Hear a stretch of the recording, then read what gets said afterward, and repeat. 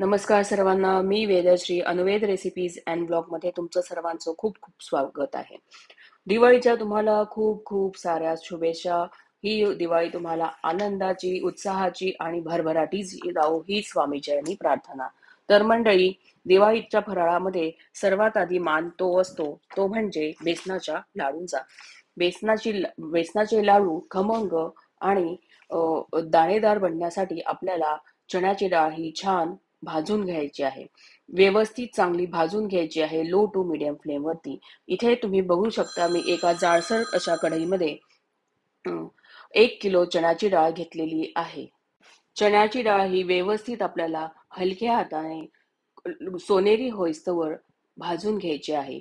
कधी कधी चण्याच्या डाळीत सुद्धा फरक असतो. जशी काही शेतातली आपली गावरान डाळ जी असते ती लवकर भाजली जाते आणि ही जी बाहेरून आपण बाजारातून जी डाळ आणतो ती भाजण्यासाठी फार वेळ लागतो, कारण तिला पॉलिश केलेली असते. पण आपल्याला जी डाळ सोयीस्कर वाटेल त्या डाळीला आपण छान असं व्यवस्थित भाजून घ्यायचं आहे. तुम्ही बघू शकता इथे मी जवळजवळ मला ही डाळ भाजायला आता 10 मिनिटं झालेली आहे. हळूहळू आपल्याला ती गोल्डन होईस्तोवर छान अशी खमंग व्यवस्थित भाजून घ्यायची आहे. तुम्ही बघू शकता अजून ती वातळ आहे. अजून एक मी 5 ते 10 मिनिटं भाजत आहे डाळ.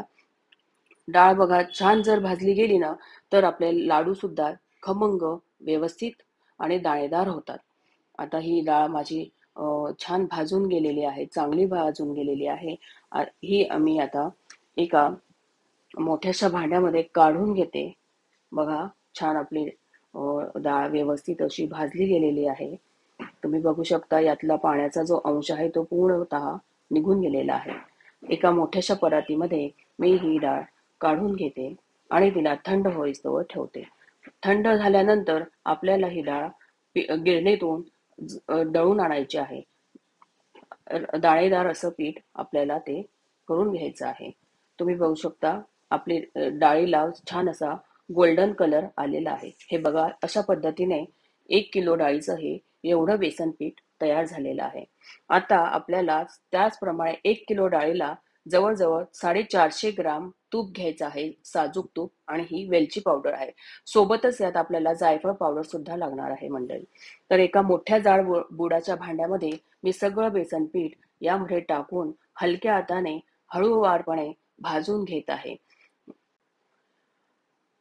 भाजून घेत आहे. लो टू मीडियम फ्लेम वरती आपल्याला बेसन हे चांगल्या व्यवस्थित खरपूस असं भाजून घ्यायचं आहे, जेणेकरून आपले लाडू ले लेळत सुद्धा नाही आणि ते पडून सुद्धा जात नाही आणि खमंग असा मऊ लुसलुशीत होतात.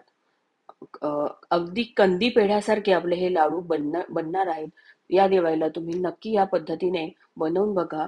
मला कमेंटमध्ये नक्की सांगा जर तुम्ही या पद्धतीने लाडू बनवले तर. तर यामध्ये थोडं थोडं करून आपल्याला तूप टाकून घ्यायचं आहे. एकदम तूप टाकायचं नाही, ज्याने आपला हात फार दुखतो. बघा अशा पद्धतीने मी हळूहळू तूप टाकून छान खमंग असं पीठ भाजून घेत आहे. मंडळी, चॅनलला सबस्क्राईब केलं नसेल तर सबस्क्राईब करा, लाईक करा, शेअर करा, कमेंट करा आणि बेल आयकॉनला क्लिक करायला विसरू नका. हे बघा असं हळूवार आपल्याला चांगल्या पद्धतीने भाजून घ्यायचं आहे बेसन पीठ. झाऱ्या वापरायचा, जेणेकरून झाऱ्याने ज्या गुठळ्या बनतात, ज्या गाठी बनतात त्या मोडायला मदत होते. असं जसं तूप लागेल ना तसं हळूहळू सर्व तूप आपल्याला यामध्ये टाकून घ्यायचं आहे. ज्याप्रमाणे बेसनला कलरही बदलतो बेसनचा आणि त्याच्या असा एकजीव करून घ्यायचा आहे. हे बघा ह्या पद्धतीने अशा गाठी आपल्याला त्या मोडून घ्यायच्या आहेत. राहिलेलं जे तूप आहे थोडं अजून मी यात टाकत आहे. आपल्या अंदाजानुसार तूप एकदम सगळं टाकून द्यायचं नाहीये. अंदाजानुसार तूप घ्यायचं आहे. हळूहळू असं छान पैकी व्यवस्थित करायचं आहे. हे बघा असं खूप सुंदर असं आपलं बेसन पीठ भाजत आलेलं आहे. त्याचं टेक्स्चरही असं दाणेदार होतं आणि लाडू सुद्धा दाणेदार मऊ लागतो, जो आपल्या जिभेलाही चिटकत नाही आणि खाताना घशामध्ये अडकत सुद्धा नाही. म्हणून बेसन पीठ व्यवस्थित भाजून घेणे हाच एक चांगली मोठं म्हणजे आहे का टीप ही की जेणेकरून आपले लाडू हे छान होतात आणि बेसनाचा जो वास असतो तो लाडवाला येत नाही. बेसन पिठाचा लाडू हा फक्त आणि फक्त छान भाजून घेण्यावरच डिपेंड आहे की तो आपला लाडू बनतो कसा. जर कच्चं बेसन राहिलं तर तो वास येतो आणि तो कडक होतो आणि तो टाळूला चिटकतो सुद्धा. मी आणखीन इथे तूप टाकत आहे. छान ते तूपही आपल्याला भाजून तुपामध्ये छान असं भाजून घ्यायचं आहे. बेसन हळूवार पद्धतीने भाजून घ्यायचं आहे. तुम्ही बघू शकता इथे बेसनाची आपली क्वांटिटी जेवढी होती ना त्याच्या किती थोडी कमी झालेली आहे आणि बेसनाला कलर बघा तुम्ही किती छान येत चाललेला आहे. असा गोल्डन ब्राऊन सुरेख असा सोनेरी रंग आपल्याला बेसनाला आणायचा आहे. म्हणून त्यासाठी आपल्याला कंटिन्यू असं हळूवार पद्धतीने बेसन खमंग असं भाजून घ्यायचं आहे. बघू शकता ह्या एवढ्या बेसनाला मला आता साधारणतः जवळजवळ 10 मिनिटं झालेली आहेत भाजण्यासाठी. पूर्ण बेसन भाजून घेण्यासाठी इथे मला 35 ते 40 मिनिटं लागलेली आहेत. त्यानंतर सुद्धा अजून आपल्याला जेव्हा आपण तूप टाकतो त्याचा गोळा बनतो तोपर्यंत ते खरपूस असं भाजून घ्यायचं असतं. बघा किती छान असं आपलं पीठ भाजत आलेलं आहे आता. आणखीन त्यामध्ये मी तूप टाकते. सगळं एकदा तूप टाकायचं नाही. मी पुन्हा पुन्हा तेच सांगते मंडळी. हळूवार आणि पेशन्सने आपल्याला ही प्रक्रिया करायची आहे. हे बघा असं हळू पाणी टाकायचं आहे. तर मंडळी दिवाळीच्या फराळात पहिला मान हा बेसनाच्या लाडूंचा असतो. त्यामुळे आपल्याला बेसन हे छानपैकी खमंग असं भाजून घ्यायचं आहे. मी इथे सर्व तूप टाकून घेतलेलं होतं. मला थोडं कमी पडलं म्हणून मी अजून थोडं तूप घेऊन टाकून छान असं खमंग व्यवस्थित भाजून घेत आहे. बघा आता आपलं बेसन जमायला लागलेलं आहे. तूप सुटायला लागलेलं आहे हळूहळू. तुम्ही बघू शकता किती छान असा कंदी पेढ्यांसारखा कलर पण आलेला आहे आणि टेक्स्चरही सुद्धा तसंच येतं मंडळी. बेसनाच्या लाडूमध्ये जर तूप जास्त झालं तर लाडू बसतात आणि फार मऊ होतात. या उलट तूप कमी झाल्यास ते कोरडे पण होतात मंडळी. त्यासाठी आपल्याला तुपाचा अंदाज हा व्यवस्थित घ्यायचा आहे जेणेकरून आपले लाडू चांगले होतील आणि असे बसून जाणार नाहीत. छान मोडल्यावर असे दाणेदार दिसतील, टेक्स्चर त्याचं छान दिसेल असं आपल्याला तूप आपल्या अंदाजाने सुद्धा टाकत जायचं आहे. अशा पद्धतीने तुम्ही बघू शकता बेसन असं किती छान असं भाजत आलेलं आहे आता. त्याचं टेक्स्चरही बदललेलं आहे आणि तूप सुटायला लागलेलं आहे. यामध्ये जेव्हाही आपण पिठी साखर टाकतो ना मंडळी तर ती घरची ताजी केलेली पिठी साखर वापरायची आहे. करून ठेवलेली पिठी साखर बेसनाच्या पिठामध्ये टाकायची नाही त्याने आपल्या लाडवाला पाणी सुटतं. हे बघा इथे तुम्ही बघू शकता किती छान असं लाडूचं टेक्स्चर आपलं तयार झालेलं आहे. मिश्रण तयार झालेलं आहे. यामध्ये आता थोडंसं आपल्याला मी साईडला अर्धा कप पाणी अर्धा कप दूध असं मिश्रण करून त्यामध्ये 10 ते 12 केसराच्या काड्या टाकून ते बॉईल करून घेतलेलं होतं. बेसन आपलं तेल सोडायला सॉरी तूप सोडायला लागलं ना की मग आपल्याला त्याचा थपका मारायचा आहे. म्हणजे बेसनाचं लाडूचं टेक्स्चर दाणेदार व्हायला मदत होते. तुम्ही बघू शकता किती सुंदर असा कलर आलेला आहे आणि तूप बघा किती छान सुटलेला आहे. बघा एका बाजूला छानपैकी ते मिक्स झालेलं आहे आता एका बाजूला. आता आपण ते जे लाडू मध्ये हे जे केसर आणि दुधाचं जे मिश्रण आहे ते यामध्ये टाकून घ्यायचं आहे आणि पुन्हा आपल्याला 10 मिनिटं छान एकजीव करून घ्यायचा आहे जेणेकरून पाण्याचा आणि दुधाचा अंश त्यामध्ये नसावा जेणे आपले लाडू जवळजवळ 10 ते 15 दिवस आरामात टिकतात. खायला सुद्धा केसराचा जो वास आहे तो छान येतो. स्वाद छान लागतो केसर आणि दुधाचा. तर बघा बघा झारावरती तूप लागलंय म्हणजे आपलं बेसन एकदम व्यवस्थितपणे भाजलं गेलेलं आहे. आता आपल्याला ते एका पसरट परातीमध्ये काढून घ्यायचं आहे. हे पूर्ण बेसन भाजण्यासाठी मंडळी मला पूर्णपणे 45 ते 50 मिनिटं लागलेल्या आहेत. हे बघा किती सुंदर आणि सुरेख असा कलर आलेला आहे. बघताय ना? वाह! मस्तच.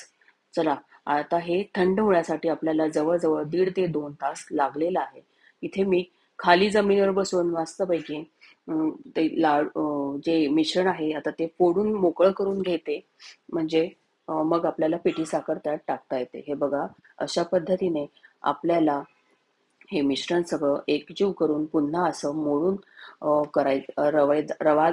रव्यासारखं करून घ्यायचं आहे. अशा पद्धतीने बघा किती छान असं मोकळं केलेलं आहे मी. आता यामध्ये मला 1 किलो पिठाला जवळजवळ अर्धा किलो म्हणजे 500 ग्रॅम पिठी साखर टाकत आहे.